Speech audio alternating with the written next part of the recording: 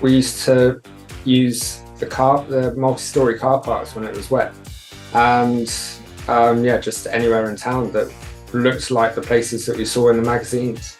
Without me knowing it, I think it's because when you're skateboarding, you're in that moment. Nothing else matters. A game changer. Big injection of energy into the sport, massive. isn't it? Loads of new people flooding in, and some kind of indoor option at this stage is really important to keep that flow going within the sport, and just so that there's an alternative. Already, the Quennevais made Jersey a real destination for visiting skateboarders, and if they'll just get on and sort town out as well, and also for the kids that are, especially in schools around town. But it might be that if someone hasn't found their thing, they could very easily, there's a good chance they'll find it within skateboarding and the surrounding culture. And then you get, it's like a bit of a gift for life.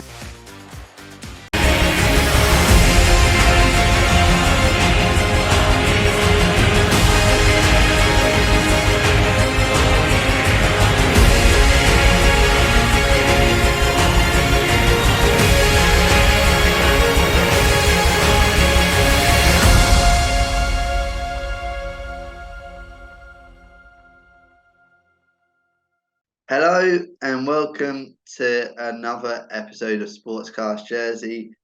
Today we are joined by Natalie Mayer of Skatespace and Phil Minty of Skateboard Jersey.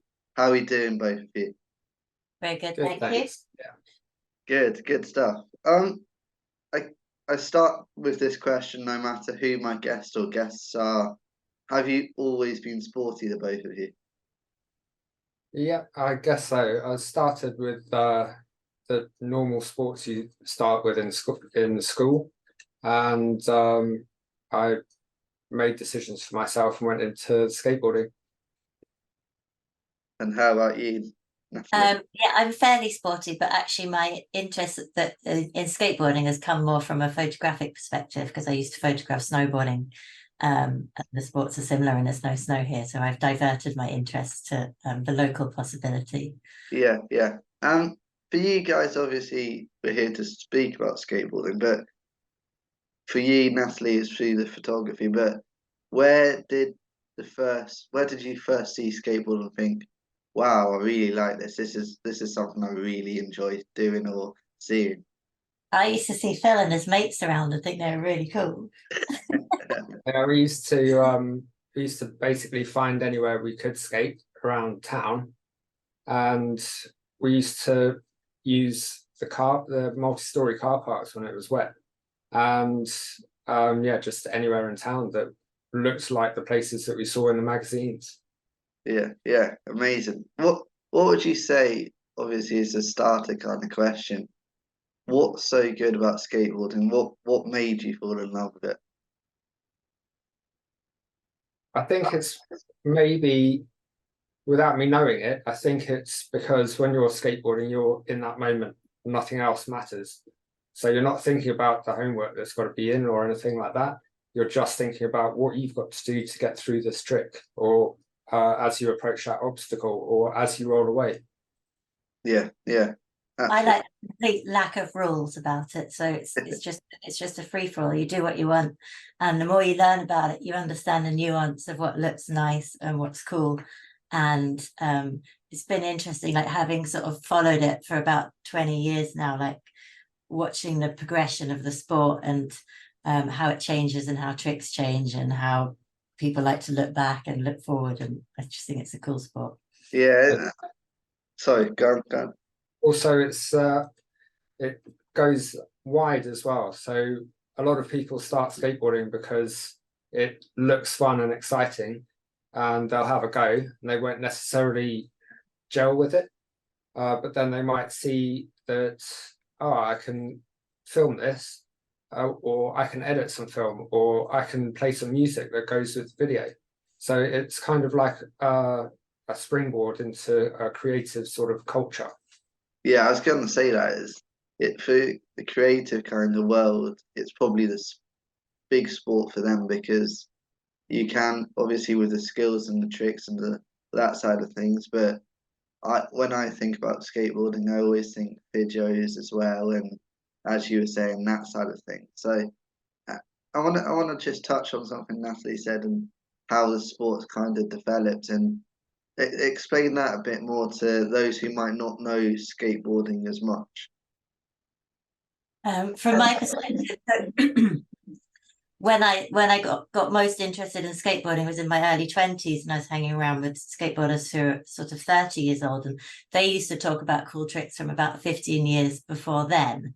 And those my kid's 15 now, and the tricks that he knows about are so different to those ones, but I tell him what I know from back then, and I can name things that he has no idea. And it's just this fun kind of historical, and it's a little bit comedy, they're old school tricks and they laugh at them a little bit, but there's also a lot of respect in that. And it's just nice that this how it's developed, and that different age groups have a completely different knowledge base about what's out there. Yeah, amazing. Obviously, the big news for, I think, most people on the island will know about it, the new skate park at Les Quennevais. How good is it to see that? I just, obviously, Phil, you were just talking about how you did it in car parks and stuff like that. So how good is it to see a kind of home for skateboarding in Jersey? It's really good. It's probably one of the best places I've skated, and I've been around the world and seen and skated a lot of really famous places. But that skate park has an element of so many excellent spots, and the talent that has kind of been progressing very slowly has just rocketed since that has opened, and it's also attracting new people, and everyone's really hyped on it. So Yeah. it's a game changer. Big injection of energy into the sport, isn't it? Loads of new people flooding in, and just generally like really nice to have a great place to go.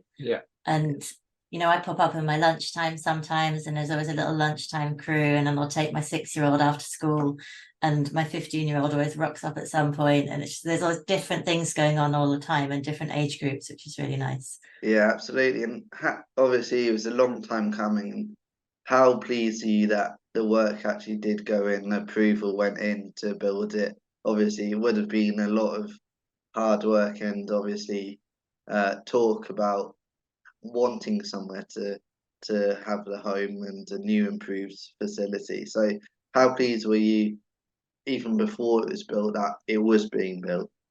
Very pleased. Yeah. I reckon Phil's probably been part of the campaign for about 20 years.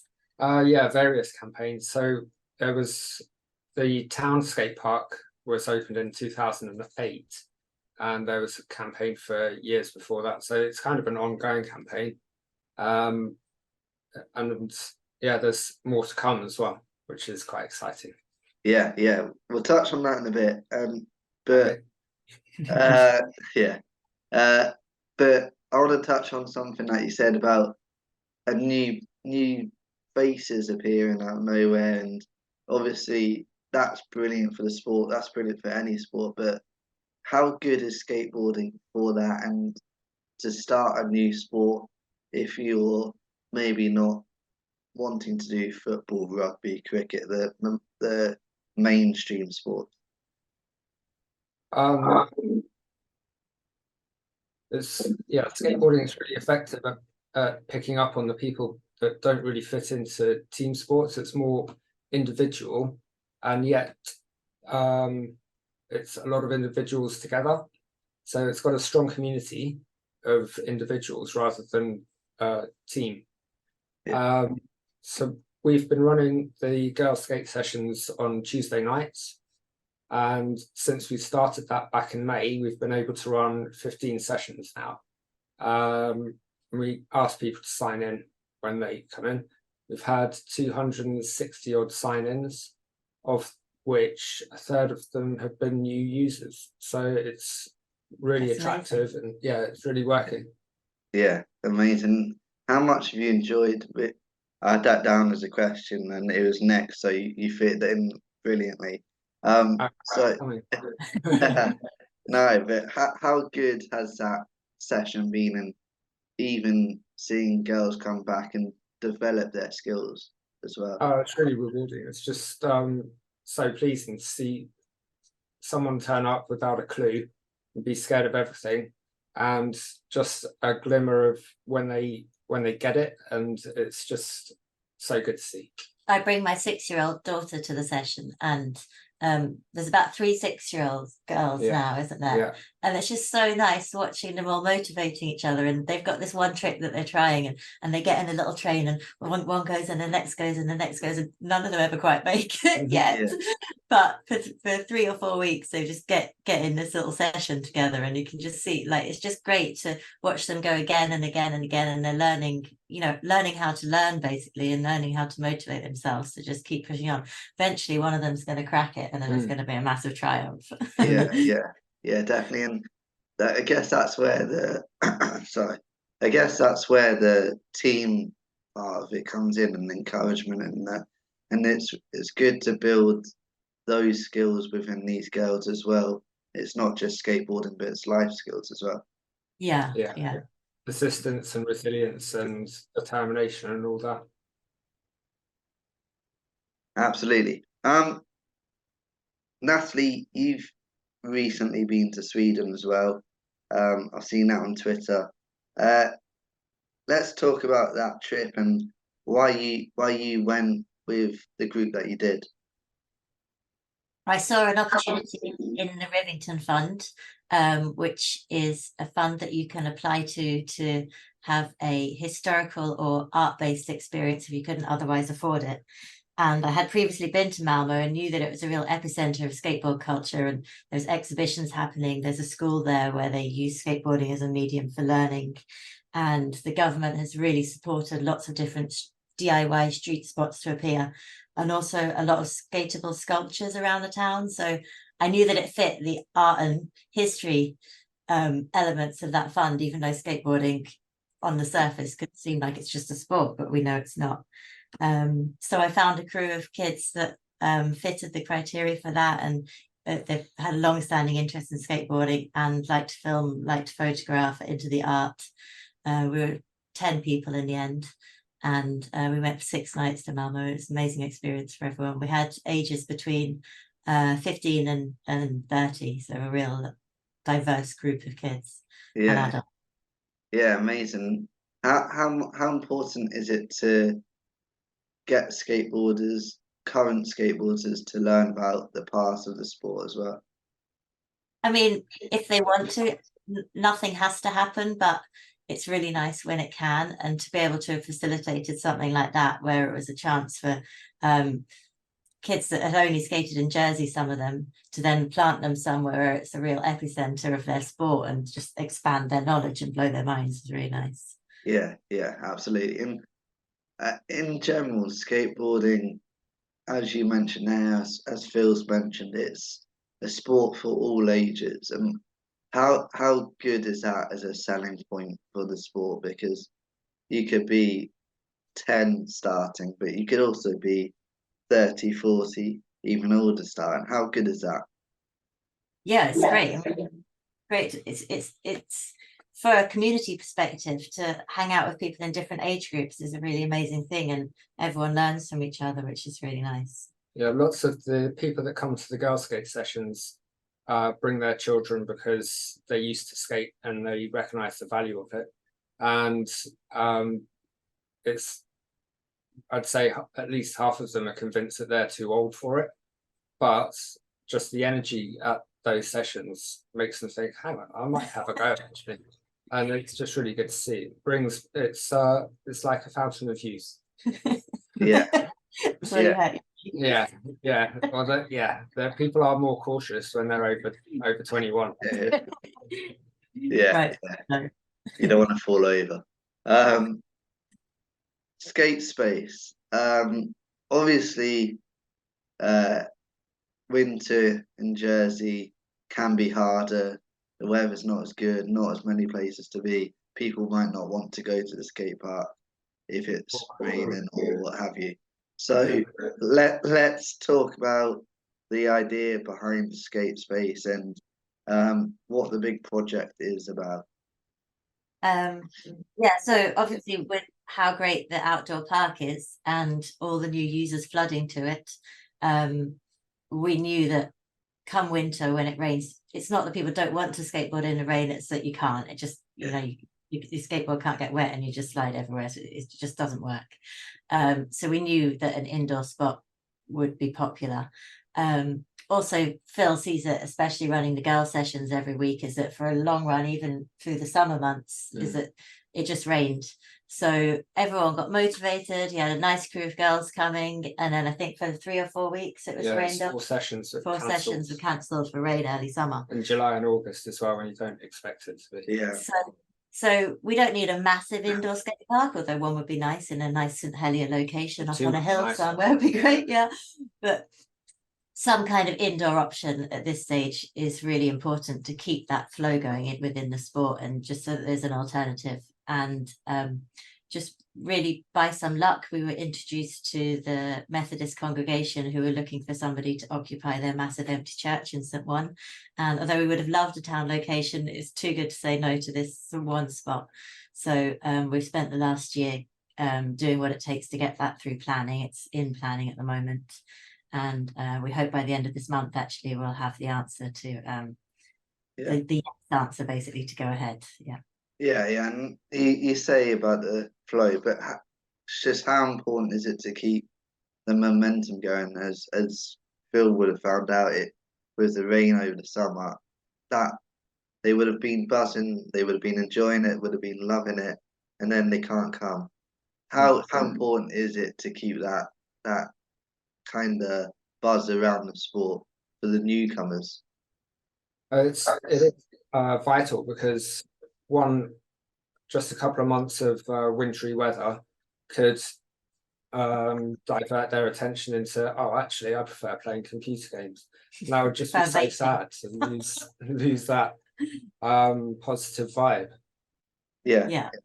And the better you get at skateboarding, I think the more fun it is as well. So when you have like big lulls in your learning, it takes you back. Like if I'm also a runner, and if I have to take a week off, or if I skip a week, I lose about a month's worth of fitness. So to be wet and dark for 2 months, it's a big step back to learn again. Also, we have studied the weather statistics of the island, and there's actually more than half of the days of the year are rainy. And when the concrete's wet, you can't use it. So even if it just rains in the morning, you still have to wait for it to dry. So it's just have an indoor alternative that can get used on those days for the keenest people, and for sessions like Phil's and Skateboard Jersey run coaching sessions, and people book in, and to have them book in and not be able to run the session is just absolute disaster, really. Yeah, that's happened before. You turn up to start the session and it just rains and everyone has to go home. It's just just need a key to a skate space. It sounds vital, and it sounds like logical thing to do is to build it, and to get people to build it and they will come, kind of thing. Also, I want to touch, obviously, physical health it's good for, but mental health, as all sport, but skateboarding not different, is key for. How important, again, if the indoor space isn't there, and you say half the year at training, it's going to affect people, and it's going to bring people down that they can't go out there, can't skate. How important is mental health, or the positive impact on mental health for skateboarding as well? I think it's the island. Well, better, it's better to put the money into stopping the problems from happening. And there's no doubt that even for myself, I work a lot alone at home, editing photos on my computer, and when I get bored now, I pop to the skate park and I see some people in my lunchtime, and it's not people that I've scheduled to meet, it's not people that I would normally schedule to meet, but every time I go there, I chat to someone, and it's just a little boost in the day. And we just need that ability to be sociable, so we need to encourage that in every way, rather than just staying at home and getting in the doldrums. You just go out, and it's that little boost that everybody needs. Yeah, definitely. In terms of skateboarding, obviously a lot of it, a lot that we've been talking about, it has been kind of for the fun of the sport, for recreational in a way. But is there competitive sides to skateboarding as well? Yes, there is. I met with Quennevais School last week, and they want to do an inter-house skate competition, as they've done already for surfing. And so that can build up from it goes all the way up to Olympics. So yeah, it's starting to get competitive over here, but I think that it's not so seriously competitive, because to see someone do an amazing trick is pleasing for the viewer as well as the person doing the trick.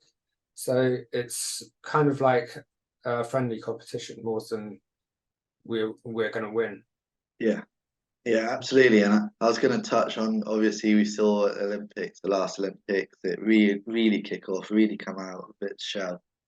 How has that affected locally here in Jersey? Seeing that on TV, seeing all those people that it actually in the Olympics, and do people want to do it more from that? I think it's massive culture change, or not culture change, an awakening to what skateboarding can look like, and that it's worth respecting. It's just some respect. Probably hasn't changed things so much for the skateboarders, but more the people on looking and help them to understand that perception change. Perception change. And the Olympics is, so within skateboarding you have those who would want to get the gold medal in the Olympics, but you'd also want to have those that get to have a skateboarding session at Mac Bar in Barcelona. And there's a whole scale of sport as we would watch on telly to sport as you would witness in the streets, and everything in between. Yeah, absolutely. It's great to see, and it's good to see kind of those levels that you, if you wanted to, you can try and pursue. Final few questions for me today. How what's the word? How excited are you for the future of skateboarding in Jersey? Very. There's so much promise and potential on the cards. We've got budget secured for another facility in town, and if it's on a similar level, I'm pretty sure it won't be the same size as the Les Quennevais facility, but if it's on a similar level in terms of quality, then yeah, it's really exciting. It's made Jersey real, like already Les Quennevais made Jersey a real destination for visiting skateboarders, and if they'll just get on and sort town out as well. And also for the kids that are, especially in schools around town, we know that Quennevais school now floods into the skate park after school, but the town kids can't do that, especially now as it's starting to get dark. So they just need somewhere easy to go, and the money's there, and we hope that the government are going to crack on, because we don't know why it's taking so long. I don't personally. Yeah, for sure. And I think it's important, like if we've touched on the mental health side of things, and even the social side of things, to have that place in town, in the heart of Jersey. And it's been promised for a long time as well. So when they put in the plans for Les Quennevais, they put in plans for town at the same time. So there's a lot of kids that are waiting for that, and it's disheartening that year on year it's not appearing. So we just hope that that's going to get moving pretty quickly now. Yeah. Fingers crossed. Final kind of question for me today. Actually, I'll do two questions. Can you summarize skateboarding in 3 words, both of you? Putting you on the spot. Creative, cultural, damn, we got one. Lawless. Individual, collective, community. Yeah. Rad. That's a good one. Good, good. Finally, obviously, skateboarding and sport, we want people to get involved and to start any new sport, and skateboarding sounds like a fantastic one to get into right now. How much would you encourage it, and why should they start? I'd encourage it very strongly. Not just because it's a good outlet, but it might be that if someone hasn't found their thing, they could very easily, there's a good chance they'll find it within skateboarding and the surrounding culture. And then you get, it's like a bit of a gift for life. Like I'm so happy that my kids got that interest, because I just see like my 15-year-old started when he was like really got into it when he was 8, and has sustained his interest until now. And I see how it's an amazing way for him to connect with older people, and he connects with my friends now and skates with them, and it's just a lovely like cross-generation thing that can take you through life, and I think it's a really nice thing. No, Yeah. it sounds amazing, and I think you've really sold it, and it sounds like it's an exciting time, and I really hope that the plans do come together for you guys, because it sounds key for not just the skateboard community, but the Jersey community in general. So good luck with everything you're doing. Thank you. Thank you very much. Brilliant. Phil's running a coaching school. If anyone wants to get into it and feels like they want Phil to help hold their hand, contact Skateboard Jersey. Brilliant. Sounds good. Sounds good. Thanks very much. That was another episode of Sportscast Jersey. Thank you for listening or watching. Another episode is coming soon.